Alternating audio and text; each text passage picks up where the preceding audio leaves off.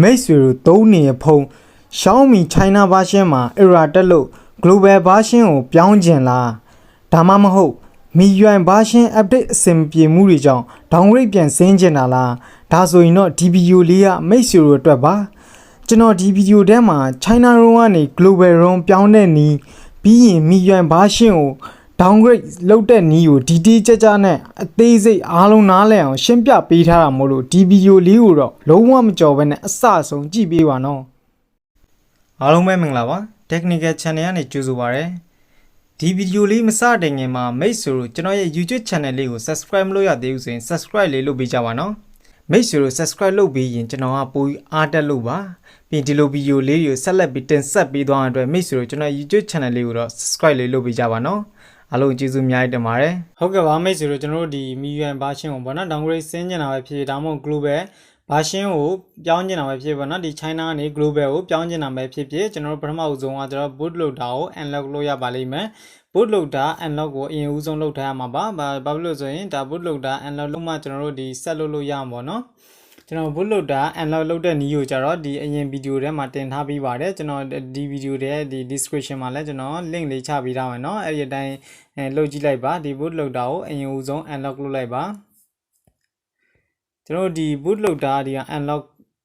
ရှိမရှိဆိုတာကိုဒါဘယ်မှာကြည့်သွားကြည့်လို့ရမလဲဆိုဒီ additional setting တွေကိုသွားလိုက်ပါကျွန်တော်တချို့လူတွေကဒီ developer option ကို on ထားသေးဘူးဆိုရင်တော့ဒီတဲကြည့်လို့မရသေးပါဘူးအဲဆိုရင်တော့ developer option on ထားတဲ့လူပဲကြည့်လို့ရပါဘောเนาะအဲဆိုရင် developer option on ထားသေးဘူးဆိုရင်တော့အရင်ဗီဒီယိုအတိုင်းပဲအရင်ဦးဆုံးလုပ်ကြည့်လိုက်ပါပြီးရင် Mi unlock status ကိုဒါကျွန်တော်ရဲ့ဒီဖုန်းကကျတော့ဒီဟို unlock ဖြစ်သွားပြီပေါ့နော်ဒီ boot loader unlock ဖြစ်သွားပြီပြီးရင်ကျွန်တော် China version ကနေ China ROM ကနေပေါ့နော်ဒီ global ROM ကိုပြောင်းကျင်လိုက်ရတယ်ပြီးရင် MIUI version ကို downgrade ဆင်းကျင်လိုက်ရပါတော့ဒီ Android version မတူလဲဒီ downgrade ဆင်းလို့ရပါတယ်ဒီ boot loader unlock လုပ်ပြီးွားရင်ကျွန်တော် computer နဲ့ join မှကျွန်တော်လုပ်လို့ရတာပါနော်ဟုတ်ကဲ့ပြီးရင်ကျွန်တော်တို့ boot loader unlock မလုပ်ခင် MIUI version ကို downgrade မလုပ်ခင် global မပြောင်းခင်ပေါ့နော်ကျွန်တော်အရင်ဦးဆုံးဘာလို့ရမလဲဆိုတော့ဒီ data တွေကျွန်တော်တို့ဖုန်းထဲက data တွေတခုမှအကျန်မဟုတ်ဘူးအကုန်လုံးပြတ်သွားမှာဆိုတော့ကျွန်တော်တို့ data တွေကိုအရင်ဦးဆုံး backup လုပ်ရမှာပါဟုတ်ကဲ့ပါဒါ Facebook mode တယ်မထားခင်ပေါ့နော်မိတ်ဆွေတို့ကျွန်တော်ပြချင်လို့ပါဒီ MIUI version ကျတော့ကျွန်တော် 12.5 ပေါ့နော် 12.5.1 ကျွန်တော်က11ကိုဆင်းမှာပါအဲ့လို့ဆိုရင်ကျွန်တော် Facebook mode တယ်မထားခင်ပေါ့နော်ဒီကျွန်တော်ဘယ်လိုရမယ့်အချက်ကကျတော့ဒီ USB debugging ကို on ပေးရမှာပါ additional setting တွေကိုသွားပြီးမှ developer option တွေကဒီ USB debugging ဆိုတာလေးရှိပါတယ်ဒီဟာလေးပါဒါကို on ပေးရပါတော့ USB debugging ကို on ရမှာပါအဲဆိုရင်ဒီလိုပေါ်လာရင်ဒါခဏလေးစောင့်လိုက်ပါတော့ဒီ okay နေဖို့အတွက်3 2 1ဟုတ်ကဲ့ပါဆိုရင် okay ကိုနေလိုက်ပါနော်ဟောဒီမှာနေရမှာ sorry ဒီနာကိုနေလိုက်ပါဒါ tick လေးလုပ်လိုက်ပါလုပ်ပြီးရင်ဒါ okay ကိုနေလိုက်ပါနေပြီးွားရင်အဲဆိုရင်ကျွန်တော်တို့ဒါကိုဒီဖုန်းကိုပိတ်လိုက်ပါနော်ဒီဖုန်းအရင်ဦးဆုံးဒါဒီ USB debugging နဲ့ပြီးွားရင်ပိတ်လိုက်ပါ power off လုပ်လိုက်ပါ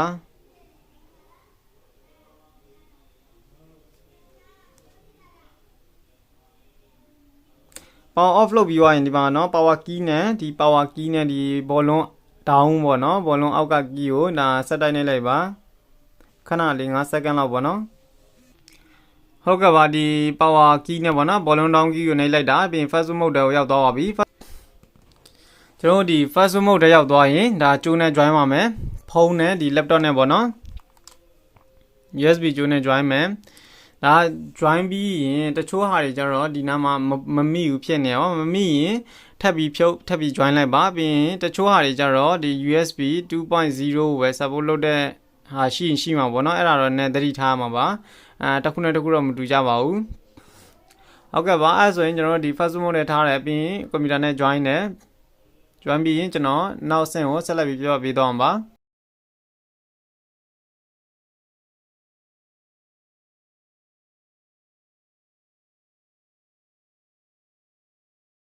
ဟုတ်ကဲ့ပါမိတ်ဆွေတို့ကျွန်တော်တို့ဒီပေါ့နော်ဖုန်းကို Facebook mode ထားပြီးတော့ဒီ laptop နဲ့ဖုန်းနဲ့ join ပြီးွားပြီဆိုရင်ကျွန်တော်တို့လုပ်ရမယ့်နောက် process ကကျတော့ဒီ computer မှာဖြစ်ပါတယ်အဲဒီကျွန်တော်တို့ဒီ computer မှာဘာလုပ်ရမလဲဆိုရင်ပထမဦးဆုံးပေါ့နော်ဒီ software 3ခုတောင်းရမှာပါဒီကောင်က ADB ဒါ driver ပေါ့နော် ADB driver တစ်ခုရယ်ပြီးရင်ဒါ Mi Flash mi flash လုပ်မဲ့2ပေါ့နော် mi flash 2ကို down ရမှာပါပြီးရင်ဒီကောင်ကကျတော့ဒါ ROM ပေါ့နော်ကို change နေ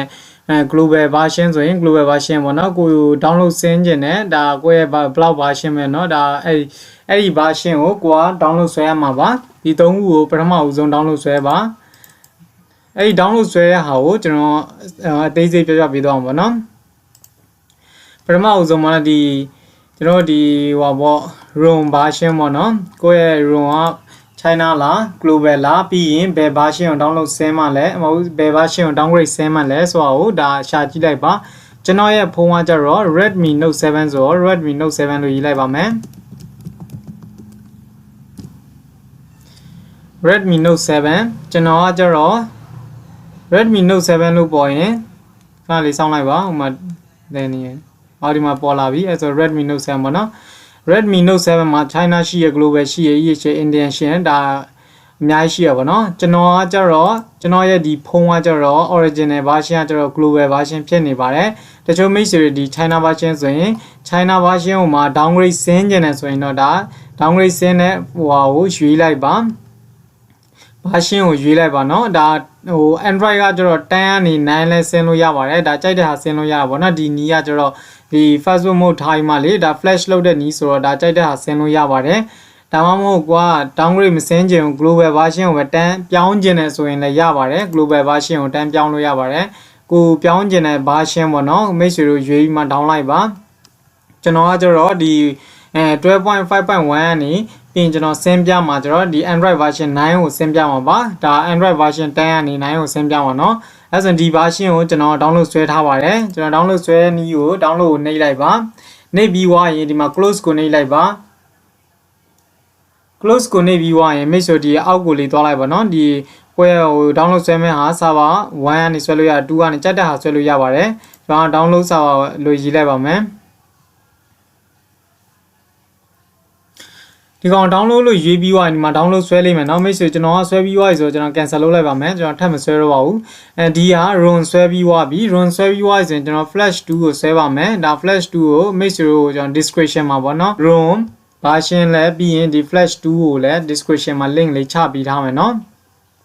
ဒီမှာကျတော့ mi.fam.net လို့ရိုက်လိုက်ရင်လည်းဒီနေရာရောက်သွားပါတယ်ဒါပေမဲ့ကျွန်တော် description မှာ link လေးချပေးပါမယ်ဒါကြောင့် flash 2ပေါ့เนาะ mi flash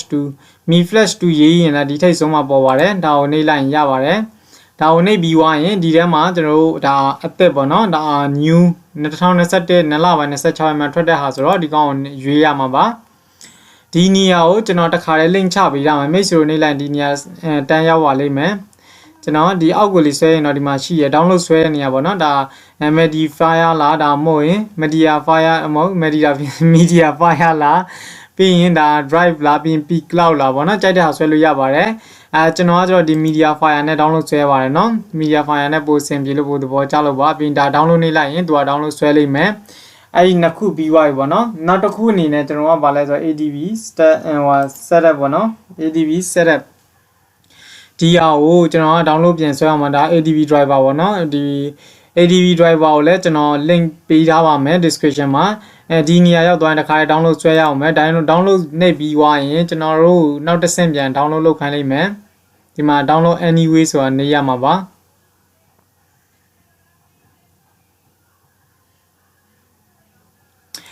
ဒါကြောင့် Google Drive can scan this file for viruses ဆိုဒါ virus မရှိပါဘူးဒါအဲ့ဆို download ဆွဲပါမယ်ဒီဟာကိုကျွန်တော် download anyway နေလိုက်ရင် download 10ဆွဲလိမ့်မယ်เนาะအဲ့ဆိုရင်ကျွန်တော်တို့ဒီ3ခုကိုအရင်ဦးဆုံး download ဆွဲရမှာပေါ့เนาะအဲ့ဆိုရင်ကျွန်တော်တို့ဒီ driver 3ခုစလုံးကိုဒါ download ဆွဲပြီးွားပြီပေါ့เนาะdriver 3ခုစလုံးကိုကျွန်တော် download ဆွဲပြီးွားပြီဆိုရင်ပထမဦးဆုံးဘာလုပ်ရမလဲဆိုတော့ဒီ mi flash 2ကိုเนาะ mi flash 2ကို right click နေလိုက်ပါ right click လိုက်ပြီးရင်ဒါကို extract ဖြည့်လိုက်ပါเนาะဒါ extract to mi flash ဆိုတဲ့ဟာကို extract ဖြည့်လိုက်ပါ extract ဖြည့်ပြီးွားရင်ဒီလို folder လေးကျလာလိမ့်မယ်အဲ့ဒီ folder လေးကိုကြတော့ကျွန်တော်တို့ဒီဟာ right click နေပြီးရင်ဒါ copy ကူးပေါ့เนาะ copy ကူးကဘယ်ကို copy ကူးရမလဲဆိုရင်ကျွန်တော် C တဲကိုပေါ့เนาะဒီတဲကိုသွားမှဒါ C တဲကိုသွားလိုက်ပါသွားပြီးရင်ဒီမှာ right click နေပြီးတာ paste လုပ်လိုက်ပါเนาะ paste နေပြီးွားရင်ဒီမှာ mi flash ကိုဟို paste လုပ်ထားတဲ့ folder ဒီမှာပေါ်လိမ့်မယ်အဲ့ဒါကို double click ခောက်လိုက်ပါ double click ခောက်သွားရင်ပြီးရင်ထပ်ပြီးဒီတဲကိုပြန်ဝင်လိုက်ပါ ဟုတ်ကဲ့ဒီထဲဝင်သွားရင်အောက်ကနေဆွဲကြပါပြီးရင်ဒီမှာ Xiaomi Flash ဆိုတာလည်းရှိပါတယ်ဒါပဲ click ခောက်လိုက်ပါပြီးရင် yes လို့နှိပ်လိုက်ပါပြီးရင်ဒီနာမှာ refresh လုပ်ရင်ဒီဟာကျလာလိမ့်မယ်ပေါ့နော်ဒီကောင်တစ်ခုရယ်ပြီးရင်ကျွန်တော်တို့ ADB driver ကို setup လုပ်ပါမယ် ADB driver ကို setup လုပ်မယ်ဒါပဲ click ခောက်လိုက်ပါနော်ဒါပဲ click ခောက်ပြီးရင်ဒါ yes လို့ပေါ်ရင် yes လို့နှိပ်လိုက်ပါ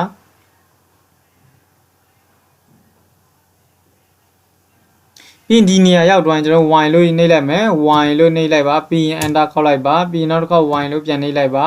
ပြီးရင် enter ပြန်ခောက်လိုက်ပါပြီးရင်ခဏလေးစောင့်လိုက်ပါနော် installing လုပ်နေပါတယ်အဲ့ဆိုရင်ဒါ y လို့ထပ်နှိပ်လိုက်ပါပြီးရင်ဒီနေရာရောက်သွားရင်ပေါ့နော်ဒီနေရာရောက်သွားရင် next လို့နှိပ်လိုက်ပါ next နှိပ်ပြီးရင်သူက install လုပ်လိမ့်မယ်နော်ဒီမှာ install လုပ်မလားတဲ့အဲ့ဆိုရင်ဒါ install လုပ်နှိပ်လိုက်ပါမယ်ပြီးရင်ဒါပြီးရင်တော့ finish ဖြစ်သွားတယ်နော် finish ဒါပြီးသွားပြီပေါ့နော်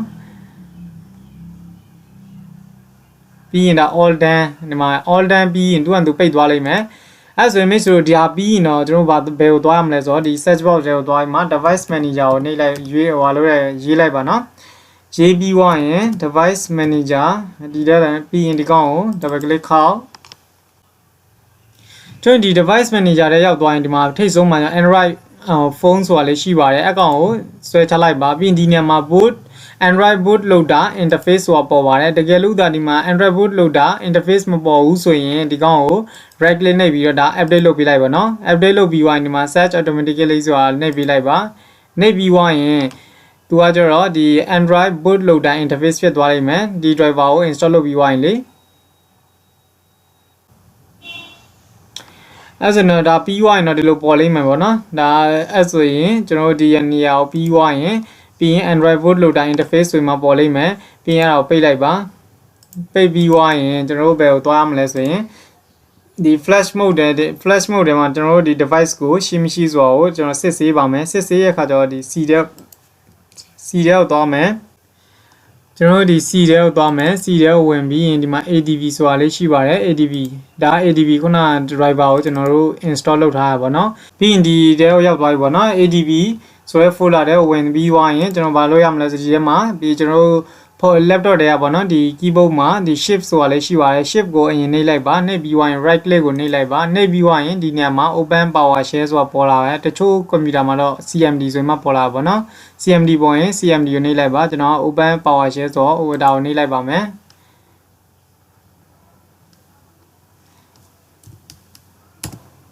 ဒီကောင်နှိပ်ပြီးရင်ကျွန်တော်ဘာရေးရမလဲဆိုရင်ဒါ Facebook ပေါ့နော်ဒီလိုပေါ်လာရင်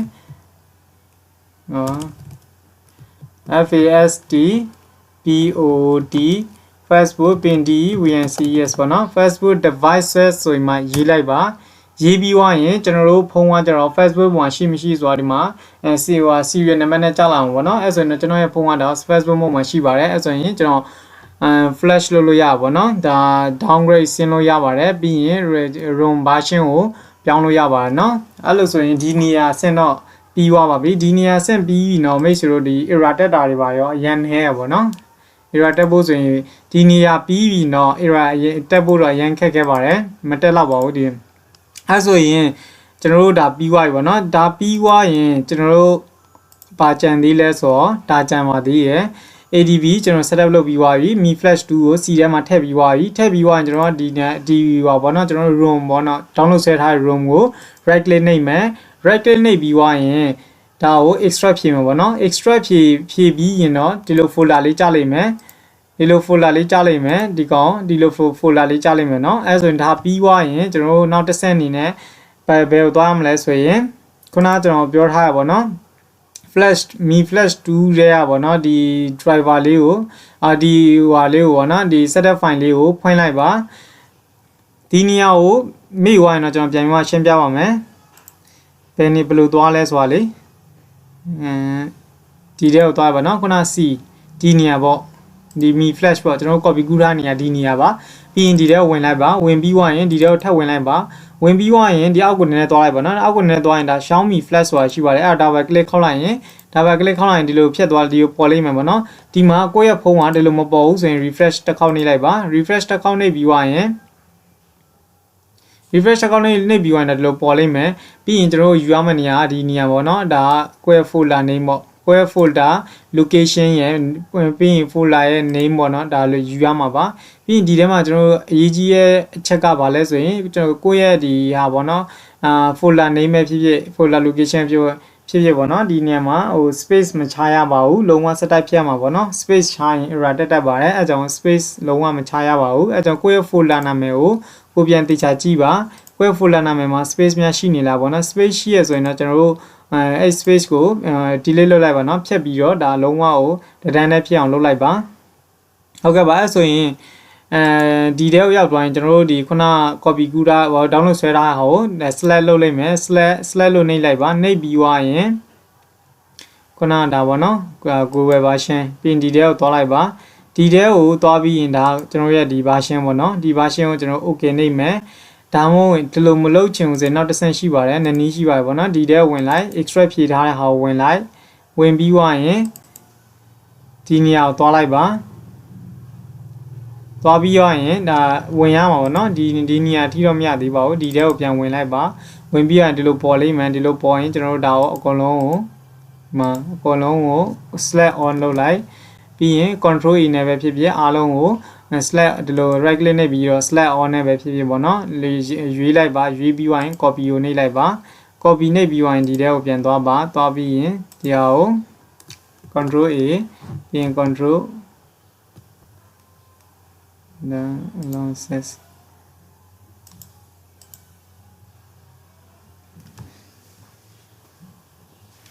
ပြီးရင် control ရနေလိုက် control ရနေပြီးဒီထဲမှာ paste လုပ်လိုက်ပါ paste လုပ်ပြီးသွားရင်ကျွန်တော်တို့ဒါကြည့်လိုက်ပါနော်ဒါလုံးဝ space ချရတာမရှိပါဘူးအဲဆိုရင်ကျွန်တော်တို့အဆင်ပြေသွားပါပြီအဲဆိုဒီအဆင်ပြီးသွားရင်တော့ဒီနေရာမှာရန်ရေးကြီးရနော်ဒီနေရာရောက်သွားရင်ဒီအောက်ကနေရာမှာဒါ clean all and lock လုပ်မှာလားဒါမှမဟုတ် save user device လုပ်မှာလားပြီးရင် clean all လုပ်မှာလားဆိုတော့ကျွန်တော် clean all ကိုယူရပါလိမ့်မယ်ဘာလို့ဆိုရင်ဒါ clean all and lock ဆိုရင်ကျွန်တော် error တက်ပါတယ် lock ကိုယ့်ရဲ့ boot လုပ်တာကို lock ပြန်ဖြစ်သွားတဲ့အတွက်ဒါ error တက်ပါတယ်ပြီးရင်ဒီရာလည်း error အရှင်းဆုံးကဒီနေရာပေါ့နော် clean all လုပ်လိုက်ပါ clean all ဆိုရင်ဒါအရှင်းဆုံးပါအဲဆိုဒီနေရာဒါအဆင်ပြေပါတယ်အဲဆိုရင်ဒါတွေအကုန်လုံးစစ်ပြီးသွားပြီးမှပေါ့နော် make sure ဒါ flash ကိုနှိပ်လိုက်ပါအဲ့ဒါအကုန်လုံးဆင်ပြေသွားရင် flash ကိုနှိပ်မယ်နော်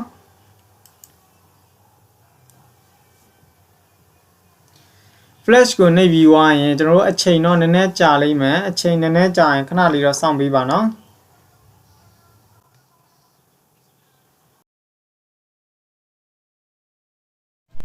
ဟုတ်ကဲ့ပါဒီမှာတက်လာပါပြီနော်ဒီမှာ flash ပြီးသွားလုံနေပြီဆိုတော့ flashing ဖြစ်နေပြီဆိုတော့เนาะဒီမှာတက်လာပါပြီ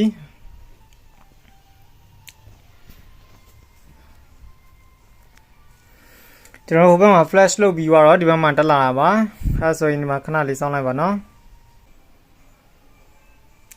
မီရွံ11ပါဗျာမီရွံ11ရောက်သွားပြီเนาะအဲဆိုရင်ကျွန်တော်ဒါတွေကိုထပ်ပြီးတော့မပြောပြပါဘူးဘာလို့ဆိုတော့ဗီဒီယိုတိုင်းမှာကျွန်တော်ဒါတွေကိုလုပ်ပြနေရဆိုတော့ကျွန်တော်ဒါတွေကိုမပြောပြပါဘူးเนาะ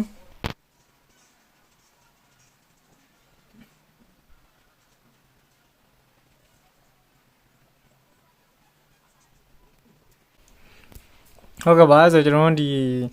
ဖုန်းလေးတက်လာပါပြီဆိုတော့တက်လာရင်ကျွန်တော်တို့သွားဆက်မယ်เนาะအပေါ်ဖုန်းနဲ့သွားဆက်မယ်ဟုတ်ကဲ့ပါဒီမှာเนาะ11.0.6.0 ပေါ့နော်ကျွန်တော်ဒီ version MIUI version ကျတော့ 11.0.6.0 ကိုရောက်ရှိရပြီဟုတ်ကဲ့မိတ်ဆွေအဲ့ဆိုရင်တော့ကျွန်တော်ဒီအဆင်ပြေသွားပြီပေါ့နော်ဒီ version MIUI version လည်းချိန်သွားပြီအဲ့ဆိုမိတ်ဆွေတို့ဒီ global version ကိုပြောင်းချင်တယ်ဆိုရင်လည်းဒါ global ဆိုရင်မှပေါ်လိမ့်မယ်နော်ကျွန်တော် global စကြတဲ့ global ဆိုတော့ global လို့ပေါ်နေရပါဟုတ်ကဲ့ပါဆိုမိတ်ဆွေတို့ကျွန်တော်လိုပဲ